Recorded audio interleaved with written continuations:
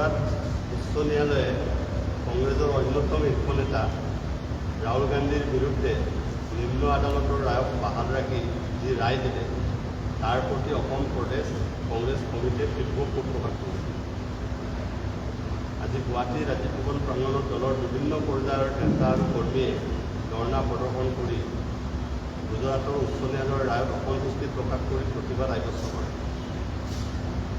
মোদী উপাধিক লৈ মন্তব্য কৰাৰ বাবে অপৰাধমূলক মানহানি গোচৰত সুকীয়াই বচোৱাৰ ওপৰত স্থগিত বিচাৰি ৰাহুল গান্ধীয়ে কৰা আবেদন নাকচ কৰাত প্ৰদেশ কংগ্ৰেছ কমিটিৰ ফালৰ পৰা গভীৰ উদ্বেগ প্ৰকাশ কৰা হয়।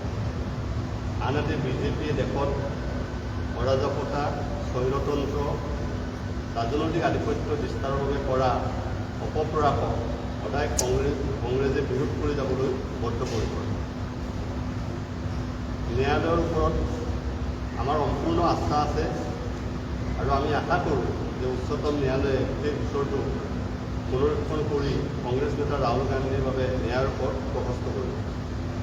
লগতে আমি ক'ব খোজোঁ যে ৰাহুল গান্ধীয়ে এটা সত্য কথা কয়, সেইকাৰণে ৰাহুল গান্ধীৰ কণ্ঠৰ ৰোধ কৰিবলৈ বিজেপি সদায় প্ৰচেষ্টা চলাই আছে আৰু এনে প্ৰচেষ্টা কেতিয়াও সফল নহ'ব আৰু আমি আদালতৰ ঊৰ্ধত জনতাৰ আদালতেহে চূড়ান্ত ৰায় হ'ব বুলি আমি আশা ৰাখিছোঁ। সেইকাৰণে আমি আমাৰ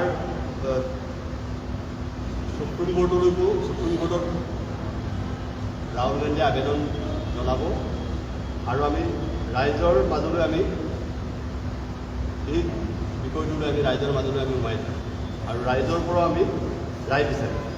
গণতন্ত্ৰ আৰু ধৰ্মনিৰপেক্ষতাৰ সাহসী যুঁজাৰু ৰাহুল গান্ধীৰ কাষত অসম প্ৰদেশ কংগ্ৰেছ কমিটি সদায় থাকে।